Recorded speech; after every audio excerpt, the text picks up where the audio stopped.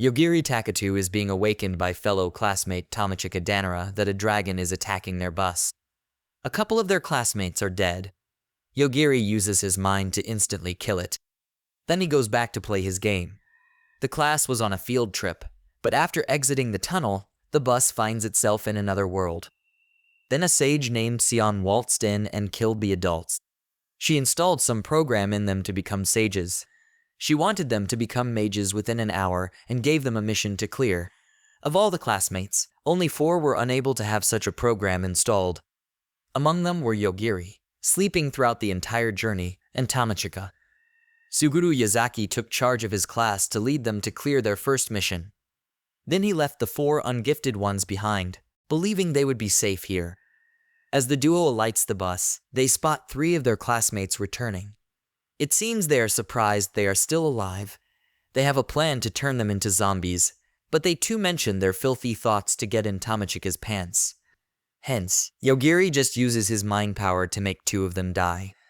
This leaves Fatty Damon Hanakawa in shock as Yogiri explains his overpowered ability.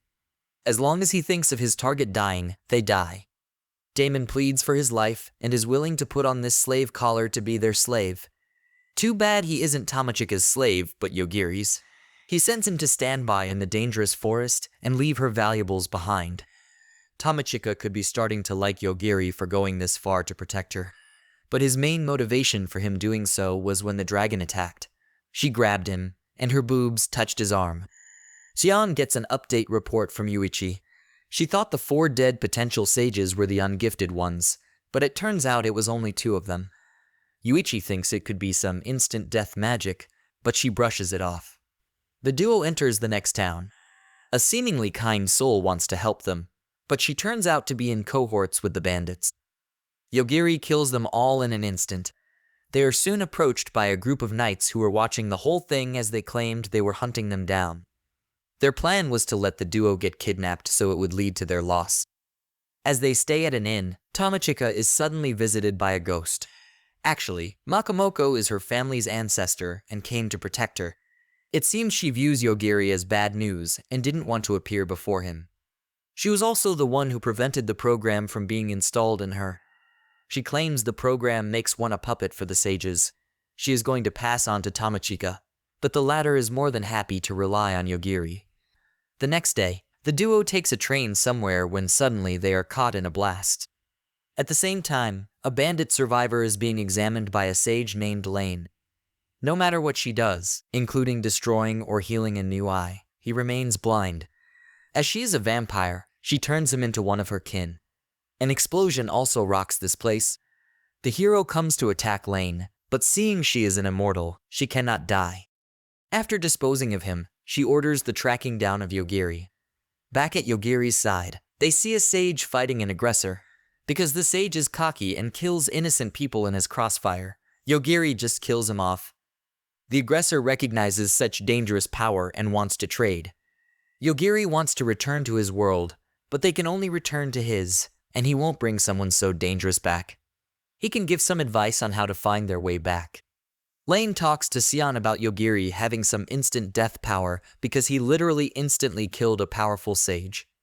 This could have something to do with darkness. They need sages to fight against aggressors. Xian cannot interfere with the sage candidates, but if Lane deals with darkness, she might reconsider. Reaching the next city, they decide to stay in a hotel.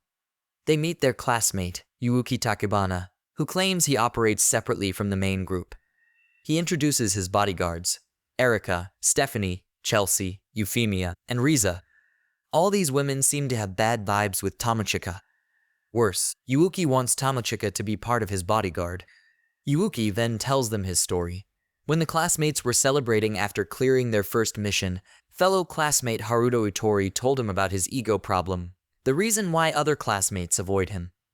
The deal was that if none of the classmates become sages, Xian will turn all of them into livestock.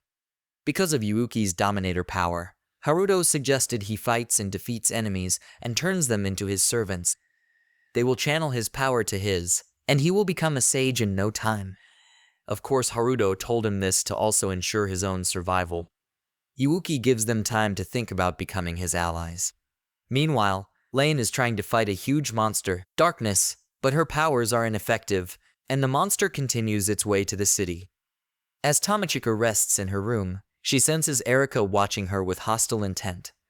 Tamachika then calls Yogiri, who then has her drop dead. Yuuki detects Erika has died, so he sends Riza and Chelsea to get Tamachika.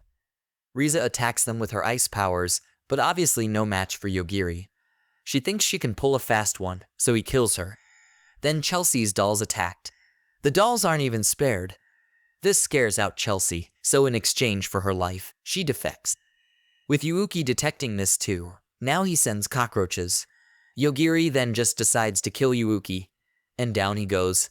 If he could control these bugs from wherever he is, this means Yogiri's death thoughts could also reach him. Stephanie is saddened over her master's death. But Euphemia is now freed from Yuuki's control, so she leaves. But as she exits the dungeon, she realizes the entire place has turned into sand thanks to that darkness. Lane then turns her into her underling to spill the beans.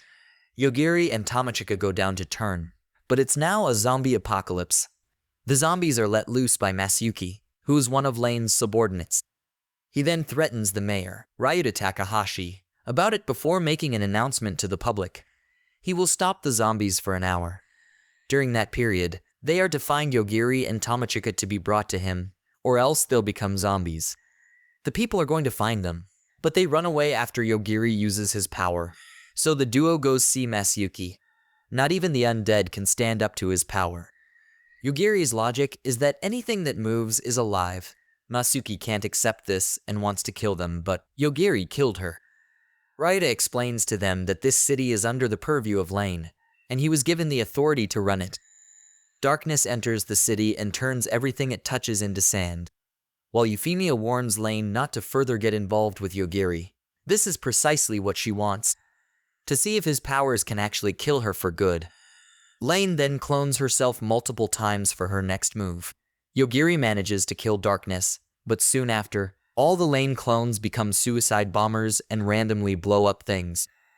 Our guys remain safe, as Yogiri believes somebody is watching him analyze his skills. Ryuta then explains more about Lane and her abilities, so Yogiri has a plan. Transporting them to an open space park is another round of bombing, but thanks to Makamoko's protective flexible suit, they remain safe. Lane notes all her clones are defeated, and then suddenly she too falls dead. But this is exactly what she wants, because some girl in slumber now has awakened and is saved. She wakes up to see holographic footage of Lane explaining her death means her survival.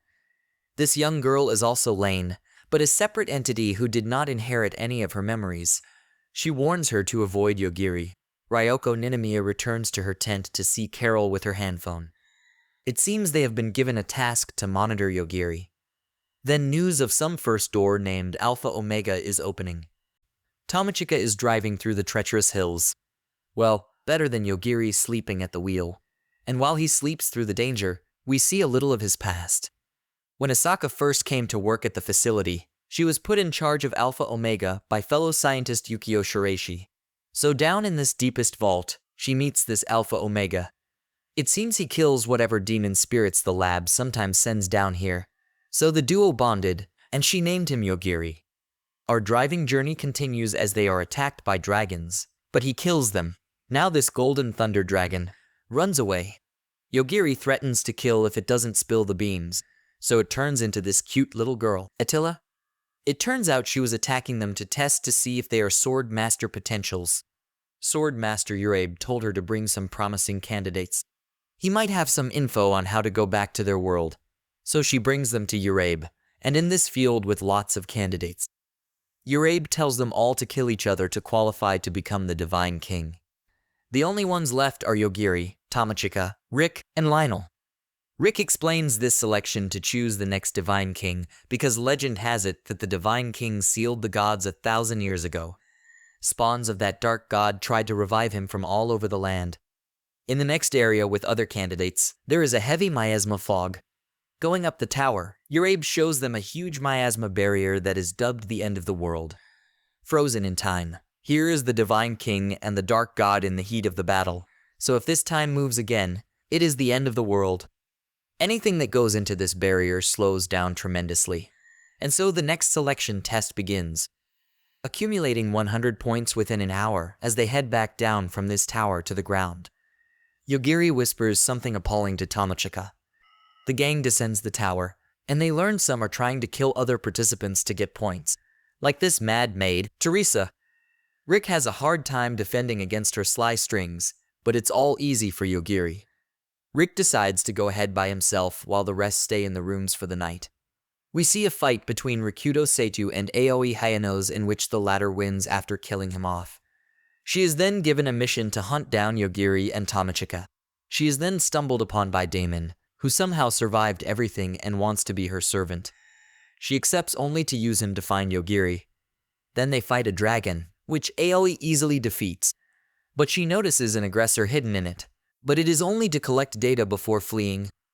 Yogiri tells Tomochika that from this point on, he intends to kill those who are their enemies, so he can't hesitate this time. But she is cool with it since each time he uses his ability, she considers herself as having done it. The duo continue their journey and stumble into a cocky guy who claims he created this tower and wants to kill them, so Yogiri kills her. Then they enter some arena to see Masaki having his girls fight against the Adija. Yogiri doesn't want anything to do with this and just wants to pass through. Masaki has this idea to have a team battle. After all that explanation, Yogiri just easily does his stuff. Theodisia then pleads for their help. Theodisia wants their help to look for her sister. When all parties reach the first floor, it seems an emergency has happened. That tower master is dead, so the barrier has become weakened. A demon named Orgain pops up to cause havoc.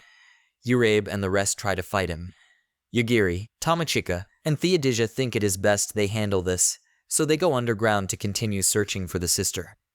Orgain has another comrade, Lute, and since the battle tide is bad, Lionel summons his goddess Vahanato to help. It turns out she is Orgain and Lute's master. Meanwhile, Theodisia sees a chamber with experimented humans that are her people. She is disgusted with this vile experiment and destroys everything. Thankfully, her sister is not here. Lionel tries to buy time for Rick to prepare as he assails Vahanato about all this. The Dark God is her husband, and she was trying to search all over for him. Both have intentions to destroy humanity. Furthermore, she is the one responsible for all of Lionel's bad luck. She then breaks the seal of the barrier. The Dark God is already dead. Yogiri earlier on killed him when they first got to this tower. In this confusion, Theodisia uses this chance to behead Urabe. Vahanato is in despair and goes berserk. Orgain summons the demons to kill everything, but Yogiri kills them off. However, he won't kill off Vahanato since she bears no evil intentions towards him. Now that the Sword Master title has been transferred to Rick, he kills off Vahanato. Aoi and Damon are here. Aoi appraises Yogiri and gets scared at what she sees and escapes. In the aftermath, all decide to head to the royal capital for various reasons. But Yogiri and Tomochika will be traveling on their own. They learn Theodisia's sister is Euphemia. Poor Damon is left behind like he never existed. But Lute picks him up and wants him to spill everything. Yuichi reports to Sion about Aoi going missing. Unsure what to do next, she decides to summon those Yogiri knows from Japan. This means summoning Yukio here. He is awed by this other world and even thanks them if they brought Yogiri here because this means they are his saviors. However, some self-destructive program begins, and Yukio's head blows off. Ayaka Shinozaki, who was one of the dead ungifted, is somehow revived. More flashbacks on Yogiri and Asaka's time together. After spending quite some time together, Asaka soon learns from Yukio that she can actually get some time off. And loads of cash for her service too. She is going to go on a long vacation. It was a great vacation, spending all the money and having the thrill of her life. And then suddenly she finds herself in a cell. The agency, which claims to seal away those who cause calamities in the world, wants to have a word with her. Yogiri learns Asaka is on vacation. He wants to go get her back and makes the scientists reveal where she went. It seems they die if they don't comply. So Yukio reveals she was taken away by the agency and won't come back. Their hands are tied, so they can't save her. Yogiri will go save her then. So we see how he casually waltzed into the place and killed everyone with killing intent to save her. Of course, after this incident, obviously something needs to be done. But what can the agency or anybody do about Yogiri's case? That is why Asaka wants to stay with him for now and teach him how to be happy. Letting him be might have things get worse. Yogiri and Tamachika now arrive at the gates of the royal capital. They are appraised, but the guards think they are fake candidates. Until Yogiri shows an amulet with the royal crest that Rick gave them, they believe. However, the young Prince David refuses and wants to see the holy sword that Rick gave them. Hence he spars with Tamachika, but she plays dirty by distracting him and then kicking him in the nuts. David then shows them around and also tells them a dark god is sealed beneath the capital. Apparently, there is more than one, so there are many explorers here to take the challenge to defeat him. Yogiri and Tamachika will soon reunite with their classmates, and the former wants her to decide if she wants to forgive them or not. All are now before Manii the king as he tells them their next mission if they want to become a sage. Xion finds Aoi cowering in fear over Yogiri in another dimension. Similarly, Damon tells Lute everything about him. Lute vows revenge, and once more, Damon is going to be used to find Yogiri. The Divine King sees the Archbishop, Hilaris, but falls into his seal trap. Tamachika announces their return, and then has a word with Suguru about abandoning them. However, he is no longer the leader, but the class idol, Sora Akino. Seiichi Fukai talks to Yogiri. They sound like they know each other, as Seiichi tells him he was told to keep tabs on him, but never allowed to look at him directly in the eye or get close. He plucks out his own eye to give it to him.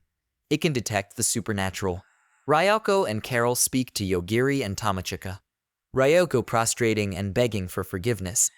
It seems Carol is from the agency while Ryoko is from the institute and is told to keep watch on Yogiri.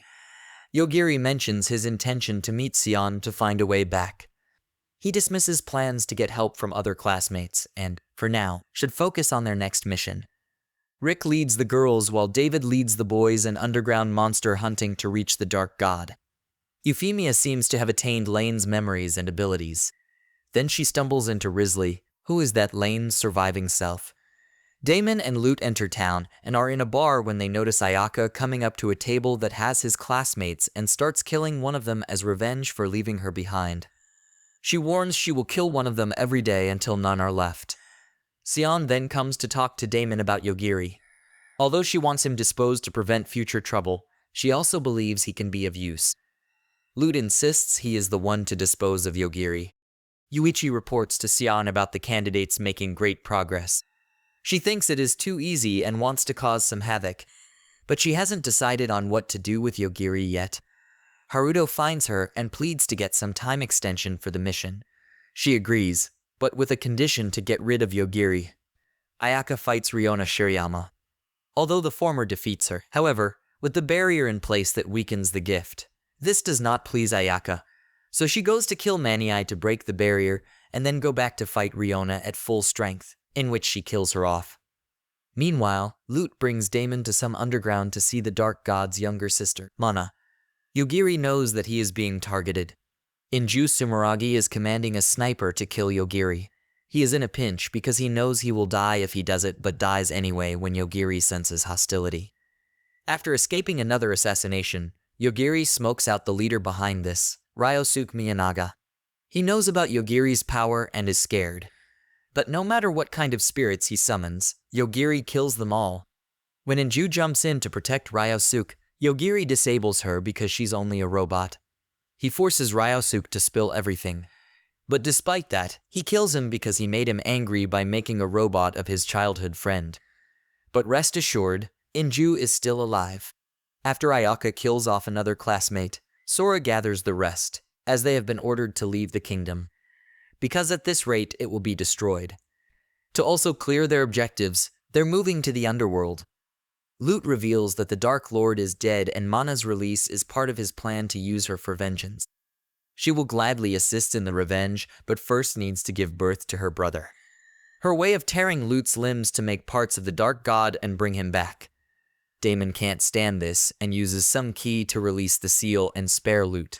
As the class is partying after successfully moving to the underworld, Yogiri is all by himself when he sees David acting strange and going to walk straight into an abyss, but stops him in time. However, the ground gives way, and they both fall in. Xian interrupts the party and claims that everything has gone over too smoothly. At this rate, no sage will be born. Hence, she wants all of them to fight each other till there is only one left. Ryoko is horrified to learn the second gate has opened. Theodosia saves her slave brethren from bandits. This is also where she meets Euphemia and is delighted to be reunited with her. Together with Risley, they head to the capital. As Xian hands down a few more rules, Seiichi mentions his intentions to kill her. She dared him. He does his power similar to Yogiri. However, it doesn't work. Actually, Xian died, but her regeneration was very fast. Seiichi repeats his death move many more times, so Xian just explodes his head. As Yogiri falls, he remembers Asaka's teachings. It is all about the characters. So, he kills his momentum for a safe landing. He realizes he is in some 7th layer. Similarly, in that same level, Mana is about to be reborn and lets the duo go. However, the whole place is her body, so Lute sacrifices himself so Damon can escape as he gets absorbed into Mana. But Damon still has to keep running as the blob continues to expand. Luckily, he bumps into Yogiri, who easily kills it. Damon wants to live. Better be his lackey and bring him to the layer above. They take the elevator up, and they enter right smack in the battle royale. Yogiri just killed another of his classmates. Meanwhile, Ayaka is fighting against gunner Kyoko Takura. Mei Hanamiya tricks some of her classmates and kills them, as they thought she was just a saint. However, she reveals she has some cat god power and kills them off. Then she stumbles into Damon and wants to kill him. However, Yogiri surprisingly doesn't kill her, because her source of power is from others, and so when he killed those cat gods, she is now powerless. She runs away into the forest in fear. Tomochika runs into her best friend, Romiko Jogasaki. It seems she too has a guardian spirit. Tomochika is not too happy. She is stuck with this ugly loser, and Mokomoko herself is jealous. Romiko shows her true colors as she absorbs Mokomoko and uses her power to fight against Tomochika. Romiko then hears a voice that will grant her true power, so she kicks out Mokomoko and absorbs that ugly mofo demon power. Yogiri kills them both. Tomochika is sad her friend is dead. Meanwhile, Suguru leads a few of his classmates to team up against Sora. However, she uses her clone of fans as suicide bombers to kill some of them. Then suddenly the blob swallows all of them. Only Haruto manages to escape. Carol and Ryoko meet up with Yogiri's side, but trouble is just getting started as the blob is now all over the kingdom. As Kyoko is losing to Ayaka and running out of options, in her desperation she creates some biological weapon that destroys everything. Haruto gets caught in it. Ayaka is half dead as her program is trying to suggest remedies. However, Ayaka wants to use some ultimate heal, which will have her assimilate into a dragon and is irreversible. Then she creates a clone of her army to attack Yogiri. Obviously, all drop dead. Against her program's wish to retreat, Ayaka does intend to come so far only to back out. The program recognizes Alpha Omega, who will destroy the world, and hence this program was created as a backup in the event of humanity's annihilation. And finally, this rampaging comes to an end as Yogiri kills her. With Xian popping up, Yogiri shows who is boss as he kills part of her limbs to make her speak. He even warns her that her instant death cannot work on him. She escapes back to her room, but sees Yuichi has been given the same treatment. No choice. She goes back to Yogiri, who claims he can even torture her comrades this way. All he wants to know is a way back to their world. Xian reveals there is no more way because of whatever link was severed. She instead gives him the coordinates. Then she gives her Philosopher's Stone, the energy that makes all sages immortal, and the energy he needs to get home. However, he needs several of them to go back. Those sages he killed in the past, too bad their Philosopher's Stone is as good as useless. Yogiri then leaves her as Xian is attacked by Mana. Before she dies, she tells Mana to target Yogiri, as he was the one who killed her brother. As Rick and his guard fight against the blob, Halaris is in glee that his plan is coming into fruition. Then he gets killed off by Yogiri. Mana pops up looking for Yogiri. Damon turns traitor to point out where he is. Yogiri kills her. The threat ends. Damon is back to carrying Yogiri's balls. David has a small airplane that can take them out of here, but it has limited seats. Makamoko then shows off Tomochika's sexy suit that has flight capabilities. Outside the capital, Ryoko and Carol signal their intentions to follow him. Although he is only interested in finding enough Philosopher's Stones for himself and Tomochika to return. Risley arrives, and instantly she wants to marry Yogiri, only to be instantly rejected. But she willingly gives him her Philosopher's Stone. The Divine King awakens from her seal and sees the destruction. She is appalled that whoever can kill such a thing is a threat and cannot be ignored. An aggressor picks up a half-dead Haruto and brings him back to their world. Damon runs off on his own, as he doesn't want to be in the same group of crazy people. As Yogiri sleeps on Tomochika's lap, he dreams of Asaka telling him it is okay to murder those he doesn't like. Also, don't get fixated on conventional thoughts and beliefs. Because when it comes to using his power, the best rules are the ones he comes up with himself,